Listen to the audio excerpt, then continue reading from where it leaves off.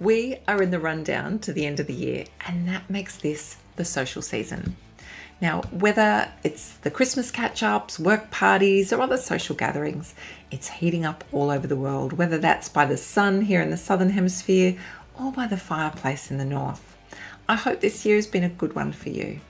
It's also the occasion for those occasional foods to make themselves shown.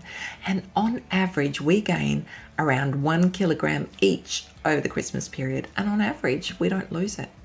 Now, this is not a problem in the short term, so don't panic.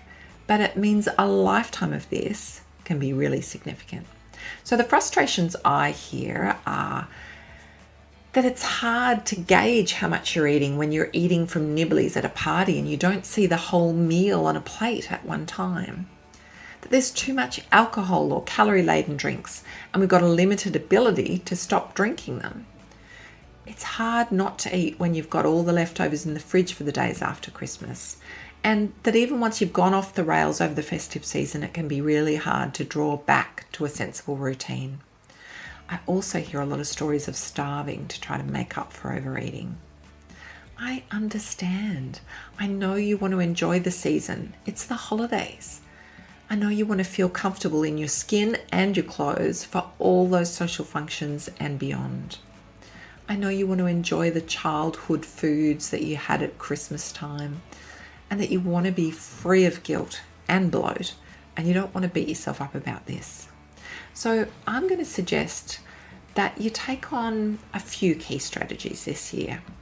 Don't think you can control everything, but maybe you can take on a few things. Things you could do. Number one, stay regular. Don't skip meals to try to make up for what just happened. Just continue on your way. Still eat 6 times per day or 3 times per day, whatever is your usual plan. But you could listen more closely to your appetite. This would mean that if you had a big Christmas lunch, then by mid-afternoon snack, you're not hungry. So you have something tiny, maybe a couple of strawberries, but you don't skip it.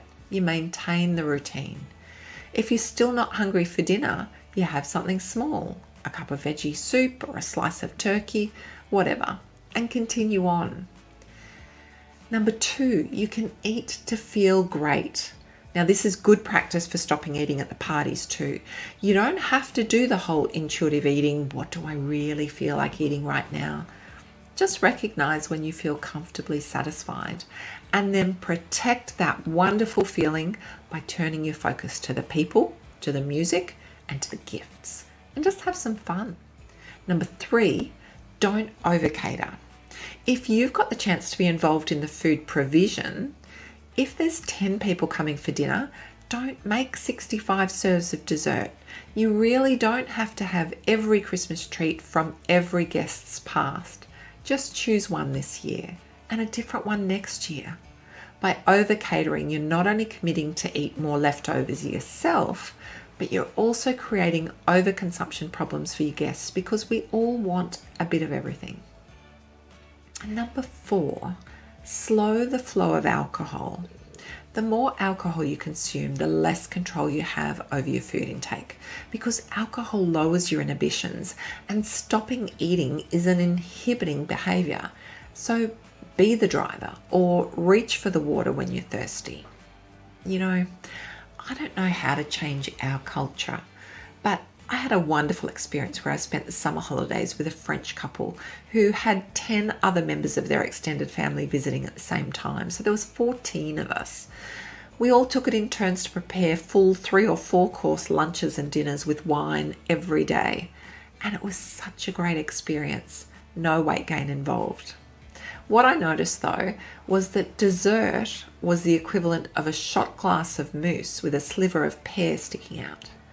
I also noticed that nobody started drinking alcohol until everyone arrived for aperitif.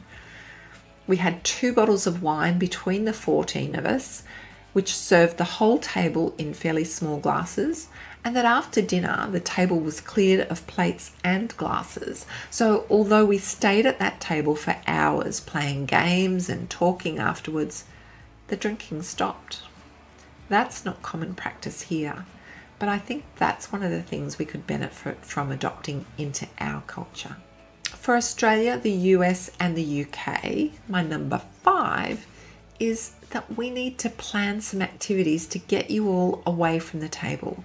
A walk, some games. Try wrapping up a group game and putting it under the tree as a gift to everyone this year. So to sum up, these are my wishes for you this festive season.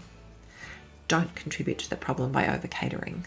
Maintain your judgment by limiting alcohol. Don't skip meals. Just get back to normal and listen to your appetite. And create a diversion from the food with other activities. It might not solve all the problems, but you can feel good about what you've done in helping yourself and others. Wishing you all the best this season and looking forward to a happy new year. I'll see you then.